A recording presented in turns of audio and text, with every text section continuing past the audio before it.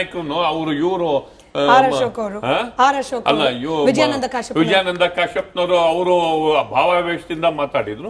ಹೌದು, ಶಾಸಕರಿಗೆ ಟಿಕೆಟ್ ಕೊಡಿ ಅಂತ ಪ್ರತಿಪಕ್ಷ ನಾಯಕರು ಕೂಡ ಧ್ವನಿಗೂಡಿಸ್ಬಿಟ್ರು. ಅದು ಸೀರಿಯಸ್ ಟರ್ನ್ ಪಡ್ಕೊಂಡ್ಬಿಡ್ತು. ಆದ್ರಿಂದ ಸಭಾಧ್ಯಕ್ಷರು ಸದನವನ್ನ ಆಮೇಲೆ ಇವತ್ತು ಒಂದು ಬ್ರೀಫಿಂಗ್ ಮಾಡಿದ್ದಾರೆ. ಈಗ ಸ್ವಲ್ಪ ಹೊತ್ತು ಮೊದಲು 3 ಟಿಕೆಟ್ IPL ಟಿಕೆಟ್ ಕೊಡ್ತೀವಿ, ಮತ್ತೆ ಇನ್ ಮುಂದೆ ಯಾವುದೇ ಮ್ಯಾಚ್ ನಡೆದ್ರು 2 ಟಿಕೆಟ್ ಫ್ರೀ, ಇನ್ 2 ಟಿಕೆಟ್ ಪರ್ಚೇಸ್ ಮಾಡಬಹುದು. Speaker office will coordinate it ಅಂತ ಹೇಳಿದ್ದಾರೆ. ನೀವು ಅದನ್ನ ಕೇಳಿದ್ರೆ ಡಿ ಕೆ ಶಿವಕುಮಾರ್ ಅವರೇ ಹೇಳಿದ್ರು ಅದನ್ನ. ಸ್ಪೀಕರ್ ಆಫೀಸ್ ನ ಟಿಕೆಟ್ ಕೋಆರ್ಡಿನೇಷನ್ ಗೆ ನೀವು ಸ್ಪೆಷಲ್ ಕೌಂಟರ್ ಸರ್, ಅಂದ್ರೆ ಟಿಕೆಟ್ ಬುಕಿಂಗ್ ಗೆ ಸ್ಪೆಷಲ್ ಕೌಂಟರ್ ಆಗಿ ನಾವು ಪರಿವರ್ತನೆ ಮಾಡ್ತಿದ್ದೀವಿ. ಅಲ್ಲ, ಇದು ಸ್ಪೀಕರ್ ಆಫೀಸರ್ ಹ್ಯಾಸ್ ಟು.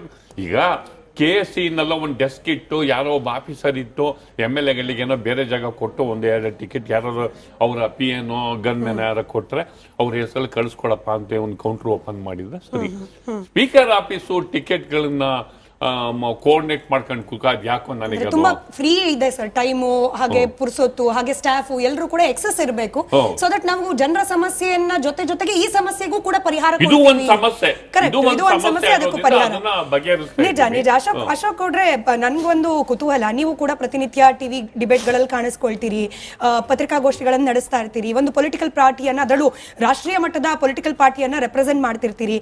ತಮಗೆ ಯಾವತ್ತಾರು ಅನ್ಸಿದೆಯಾ ಸರ್, ನಾನು ಅಬೋ ನಾರ್ಮಲ್, ನಾನು ಜನಸಾಮಾನ್ಯ ಜೊತೆಯಲ್ಲಿ ಕ್ಯೂ ಅಲ್ಲಿ ನಿಲ್ಬಾರ್ದು, ನನ್ನ ಫ್ಯಾಮಿಲಿ ಜನಸಾಮಾನ್ಯರ ಜೊತೆಯಲ್ಲಿ ಗ್ಯಾಲರಿಲಿ ಕೂತ್ಕೊಂಡು ಕ್ರಿಕೆಟ್ ನೋಡಬಾರ್ದು, ನನಗೆ ನನ್ನ ಕುಟುಂಬದವರಿಗೆ ಸ್ಪೆಷಲ್ ಆಗಬೇಕು? ಯಾಕೆ ಹೇಳ್ತಿದ್ದೀನಿ ಅಂದ್ರೆ ನಿಮ್ ನೆಕ್ಸ್ಟ್ ಲೆವೆಲ್ ಇರೋದೇ MLA-ಗಳು, ಅವ್ರಿಗೆ ಅನಿಸ್ತಿದೆ ಅಂದ್ರೆ ನಿಮ್ಗೂ ಅನ್ಸಿರಬಹುದೇನೋ ಅಂತ. ಖಂಡಿತವಾಗ್ಲೂ ನಮ್ಗೆ ಯಾವತ್ತೂ ಅನ್ಸಿಲ್ಲ. ನಾವು ಯಾವುದೇ ದೇವಸ್ಥಾನಕ್ಕೆ ಹೋಗ್ಲಿ ಅಥವಾ ಯಾವುದೇ ಇದಕ್ಕೆ ಹೋಗ್ಲಿ, ಅಲ್ಲೂ ಸಹ ನಾವು ಸಾಧಾರಣ ಕ್ಯೂನಲ್ಲಿ ನಿಂತ್ಕೊಂತೀವಿ. ಅಕಸ್ಮಾತ್ ಯಾರಾದ್ರೂ ಪುರೋಹಿತರು ಗೊತ್ತಿದ್ರೆ ಅಲ್ಲೊಂದು ಸ್ವಲ್ಪ ಸರಿಯಾಗಿರತಕ್ಕಂಥ ಪೂಜೆ ಮಾಡಿಸಪ್ಪ ಅಂತ ರಿಕ್ವೆಸ್ಟ್ ಮಾಡಿರ್ತೀವಿ ಅಷ್ಟೇ. ಒಂದ್ ಕಡೆಗೆ ಈಗ ವಿಚಾರ ಏನು ಅಂತ ಹೇಳಿದ್ರೆ ಸ್ಮಿತಾ ಅವರೇ, ತಾವು ಹೇಳ್ತಾ ಇದ್ರಿ MLA-ಗಳು ಚರ್ಚೆ ಮಾಡಬೇಕಾಗಿರ್ತಕ್ಕಂತಹ ವಿಚಾರಗಳನ್ನ ಚರ್ಚೆಗೆ ಬಿಟ್ಟು ಬೇರೆ ಎಲ್ಲ ಚರ್ಚೆ ಮಾಡ್ತಾರೆ. ಉದಾಹರಣೆಗೆ ನಮ್ಮ ಜೋಸೆಫ್ ಸರ್ ಹೇಳ್ತಾ ಇದ್ರು, ಈಗ ಚರ್ಚೆ ಆಗ್ಬೇಕಾಗಿದ್ದು ಬೆಂಗಳೂರಲ್ಲಿ ಏನು ಅಂತ ಹೇಳಿದ್ರೆ ಸಾಲಿಡ್ ವೇಸ್ಟ್ ಮ್ಯಾನೇಜ್ಮೆಂಟ್.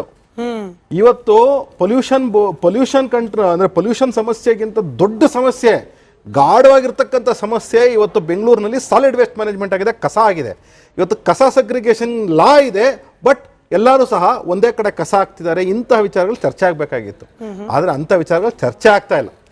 ಅದಕ್ಕೆ ಒಂದ್ ನಿಮಿಷ ಲೀಡರ್ ಆಫ್ ಅಪೋಸಿಷನ್ ಹೇಳಿಕೆನ ನಾನು ಬರ್ತೀನಿ ಒಂದ್ ನಿಮಿಷ. ಅದಕ್ಕೆ ಆದ್ರೆ ಎಂತೆಂತ ಇದು ನನಗೆ ಎಂತ ವಿಪರ್ಯಾಸ ಅನ್ಸುತ್ತೆ ಅಂತ ಹೇಳಿದ್ರೆ, ಒಂದ್ಸತಿ ನನ್ನ ಸ್ನೇಹಿತರಾದಂತ ಒಬ್ರು DC ಇದ್ರು, ಅವರು ಮಂಗಳೂರಲ್ಲಿ DC ಆಗಿರ್ತಾರೆ. ಅವ್ರಿಗೆ ರಾತ್ರಿ 2 ಗಂಟೆಗೆ ಕಾಲ್ ಬರುತ್ತಂತೆ. ಆಗ ಕೇಳ್ತಾರೆ ಅವರು, ನಮಗೆ ನೋಡಿ ಬೋರ್ವೆಲ್ ಹಾಕ್ತಿದ್ದಾರೆ, ಬೋರ್ವೆಲ್ ಆಗ್ತಿರೋ ಸಮಸ್ಯೆ ಆಗ್ತಿದೆ, ಬೋರ್ವೆಲ್ ಹಾಕಂಗಿಲ್ಲ ಮಂಗಳೂರಲ್ಲಿ ಅಂತ ಹೇಳ್ತಾರೆ. DC ಅವ್ರಿಗೆ ಹೌದು ಕರೆಕ್ಟು, ನಾನು ಈಗಲೇ ತಗೊಂಡೋಗಿ ಸ್ಟಾಪ್ ಮಾಡಿಸ್ತೀನಿ ಅಂತ ಹೇಳಿ ಸ್ಟಾಪ್ ಮಾಡಿಸ್ತಾರೆ. ಅಂದ್ರೆ ಅದಾದ್ಮೇಲೆ ಏನಾಗ್ತದೆ, ಇಡೀ ಮಂಗಳೂರಲ್ಲಿ ಎಷ್ಟೆಷ್ಟು ಬೋರ್ವೆಲ್ ಆಗ್ತಿರ್ತಾರೆ ಎಲ್ಲ ಸೀಸ್ ಮಾಡ್ತಾರೆ. ಅವತ್ತು ರಮಾನಾಥ್ ರೈ ಅವತ್ತು ಡಿಸ್ಟ್ರಿಕ್ಟ್ ಇನ್ಚಾರ್ಜ್ ಮಿನಿಸ್ಟರ್ ಇರ್ತಾರೆ. ಆಮೇಲೆ ಅವರು DC ಕರೆದ್ಬಿಟ್ಟು ಹೇಳ್ತಾರೆ, ಏನಪ್ಪ ನೀನು ಹಿಂಗೆಲ್ಲ ಮಾಡ್ತೀಯ, ಬೋರ್ವೆಲ್ ಅವರೆಲ್ಲ ನನ್ನ ಹತ್ರ ಬಂದು ಕಂಪ್ಲೇಂಟ್ ಹೇಳ್ತಾರೆ ನಿನ್ನ ಬಗ್ಗೆ ಅಂತ ಹೇಳಿದಾಗ ಅವ್ರು ಹೇಳ್ತಾರೆ, ಸರ್ ಇದು ಲಾ ಆಗಿದೆ, ನಿಮ್ಮ ಲಾ ಆಗಿದೆಯಾ? ಹೌದಾ, ಯಾರು ಸರ್ಕಾರ ಮಾಡಿದ್ದು? ನಿಮ್ಮದೇ ಸರ್ಕಾರ ಸರ್, ಸಿದ್ದರಾಮಯ್ಯ CM ಆಗಿದ್ರಿ, ನೀವೆಲ್ಲ ಅದಕ್ಕೆ ಓಟ್ ಹಾಕಿದ್ದೀರಾ ಅಂತ ಹೇಳ್ತಾರೆ DC ಅವರು. ಚರ್ಚೆ ಆಗದೆ ಇಂಥ ದೊಡ್ಡ ಲಾ ಪಾಸ್ ಆಗ್ಬಿಡ್ತು. ವಿಪರ್ಯಾಸ, ಇದು ವಿಪರ್ಯಾಸ. ಯಾಕೆ ಅಂತ ಹೇಳಿದ್ರೆ ಘನಘೋರವಾದಂತಹ ವಿಚಾರಗಳನ್ನ ನಾವು ಚರ್ಚೆ ಮಾಡ್ತಾ ಇಲ್ಲ. ನಾವು ಚರ್ಚೆ ಮಾಡ್ತಿರ್ತಕ್ಕಂಥದ್ದು ಏನಂದ್ರೆ ಇವತ್ತು ಸದನದಲ್ಲಿ IPL ಬಗ್ಗೆ ಚರ್ಚೆ ಮಾಡ್ತಾ ಇದೀವಿ ಅಂತ ಹೇಳಿದ್ರೆ ನಮ್ಮ ಶಾಸಕಾಂಗದ ಯಾವ ರೀತಿ ನೈತಿಕತೆ ಬಿದ್ದಿದೆ ಅಂತ ಹೇಳಿ ಒಂದ್ ನಿಮಿಷ ಅದಕ್ಕೆ ನೋಡಿ, ಒಂದ್ ನಿಮಿಷ ಕೇಳಿ ಅನ್ನೋದಕ್ಕೆ ತಕ್ಕಂತಹದ್ದು. ಉದಾಹರಣೆಗೆ ಕೇಳಿದ್ಯಾರು? ವಿಜಯಾನಂದ ಕಾಶ್ಯಪ್ನವ್ರು. ಯಾರು ಇವರು? ಈ ಶಾಸಕರು ಯಾರು ಅಂತ ಹೇಳಿದ್ರೆ, ಈ ಸ್ಕೈ ಬಾರ್ ಅಂತಿದೆ UB ಸಿಟಿಲಿ, ಅಲ್ಲೋಗಿ ಗಲಾಟೆ ಮಾಡಿ ದುಡ್ಡು ಕೊಡದೆ ಒಡ್ಸ್ಕೊಂಡು ಅಥವಾ ಒಡೆದು ಬಂದಿರತಕ್ಕಂಥ ಶಾಸಕರು. ಆಗ ಹೌದು ನಮಗೂ ಸಹ ಟಿಕೆಟ್ ಕೊಟ್ರೆ ಉಪಯೋಗ ಆಗ್ತಕ್ಕಂತಹ ಮಾತು ಇದೆ ಅಂತ ಹೇಳಿ ನಮ್ಮ LOP ಅವರು ಮಾತು ಹೇಳಿದ್ರು. ಅದು ವಿಚಾರ ಸಪರೇಟ್, ಆ ವಿಚಾರ ಸಪರೇಟ್. ಒಂದು ನಿಮಿಷ ವಿಚಾರ ಸಪರೇಟ್. ನಾನು ಬಾಯಿ ಮುಚ್ಕೊಂಡು ಕುತ್ಕೊಳ್ಳಪ್ಪ, ನಿನ್ನ ಕ್ಷೇತ್ರದ 101 ಸಮಸ್ಯೆ ಇದೆ, ದಯವಿಟ್ಟು ಅದನ್ನು ಮಾತಾಡಪ್ಪ. ಇವಾಗ ಆಡಳಿತ ಪಕ್ಷದವರು ಆ ತಪ್ಪಿಗೆ ಪೂರಕವಾಗಿ ನಾವು ಮಾತನಾಡಿದ್ವಿ ಅಷ್ಟೇ, ಶುರು ಮಾಡಿದ್ ನಾವಲ್ಲ, ಶುರು ಮಾಡಿದ್ ಯಾರು? ಆಡಳಿತ ಪಕ್ಷದವರು. ನಾವು ಧ್ವನಿ ಕೂಡಿಸಿದ್ವಿ ಅಷ್ಟೇ. ಇದು ಯಾವ ರೀತಿಯ ಕೇಳೋದಕ್ಕೆ ಹೇಳೋದಕ್ಕೆ ವ್ಯತ್ಯಾಸ ಇದೆ ಅನ್ನತಕ್ಕಂತ ಎಕ್ಸಾಂಪಲ್ ನಾನು ಹೇಳಿದ್ದೆ ಅಷ್ಟೇ. ಇದನ್ನ ಎರಡು ಒಂದೇ ಸರ್, ಕೇಳಿದ್ದು ಅದೇ ಹೇಳಿದ್ದು ಅದೇ. IPL ಟಿಕೆಟ್ ಕೇಳಿದ್ದು ಹೇಳಿದ್ದು ಎರಡು ಬಿಟ್ಟಿ IPL ಟಿಕೆಟ್ ವ್ಯತ್ಯಾಸನೇ ಇಲ್ಲ. ಒಂದ್ ನಿಮಿಷ, ನಾನು ಈಗ ಏನಂತ ಹೇಳಿದ್ರೆ ಒಂದು ಕೇಳಿದ್ದು ಹೇಳಿದಕ್ಕೆ ಒಂದು ಎಕ್ಸಾಂಪಲ್ ಆಗಿ ಹೇಳಿದ್ರೆ ಅದು ಬಿಟ್ಬಿಡಿ ಆ ಕಡೆಗೆ. ಈಗ ನಮ್ಮ ವಿಚಾರ ಏನು ಅಂತ ಹೇಳಿದ್ರೆ ಯಾವ ರೀತಿ ಫ್ಯೂಡಲ್ ಲಾರ್ಡ್ ಸಿಸ್ಟಮ್ ನ ಇವರು ಪ್ರದರ್ಶನ ಮಾಡಿದ್ರು ವಿಜಯಾನಂದ ಕಶ್ಯಪ್ನವರು ಅಂತ ಹೇಳಿ. ಆಚೆ ಒಂದು ಹೇಳ್ತಾರೆ ನಾವುಗಳು MLAಗಳಿದ್ದೀವಿ, ನಾವು ಜನಪ್ರತಿನಿಧಿಗಳಿದ್ದೀವಿ, ಜನಸಾಮಾನ್ಯರ ಜೊತೆ ನಾವು ಬರೀಲಿಕ್ಕಾಗಲ್ಲ, ಜನಸಾಮಾನ್ಯರ ಗ್ಯಾಲರಿ ನಾವು ಕೊಡಬೇಡಿ ಅಂತ ಹೇಳಿದಾಗ ಅದು ಏನ್ ತೋರಿಸುತ್ತೆ ಅಂದ್ರೆ ಜನದಿಂದ ನೀವು ಆಯ್ಕೆಯಾಗಿ ಬರ್ತೀರಾ, ಜನಕ್ಕೋಸ್ಕರ ನೀವು ಕೆಲಸ ಮಾಡಬೇಕು ಅಂತ ಸಂವಿಧಾನ ಹೇಳುತ್ತೆ.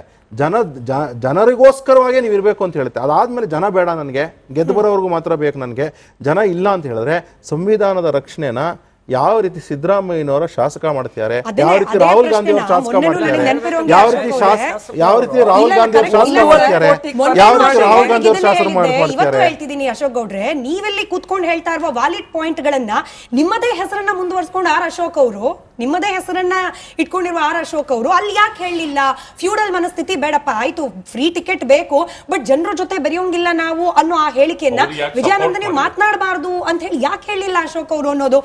ನರಸಿಂಹಮೂರ್ತಿ ಸರ್, ಈಗ ಸರ್ಕಾರದ ಕಡೆಯಿಂದ ನಾವು ಔದಾರ್ಯತೆಯನ್ನ ಪ್ರದರ್ಶನ ಮಾಡ್ಬಿಟ್ಟಿದೀವಿ, 1600 ರೂಪಾಯಿ ಬಾಡಿಗೆ ಕೊಡ್ತಾ ಇದೀವಿ, ಪೊಲೀಸ್ ಬಂದೋಬಸ್ತ್ ನ ಮಾಡ್ತಾ ಇದೀವಿ, ಸಿಕ್ಕಾಪಟ್ಟೆ ಖರ್ಚು ನಾವು ಮ್ಯಾಚ್ಗೋಸ್ಕರ ಮಾಡ್ತಾ ಇದೀವಿ, ನಮಗೊಂದು ಟಿಕೆಟ್ ಕೊಡೋಕ್ ಆಗೋದಿಲ್ವಾ?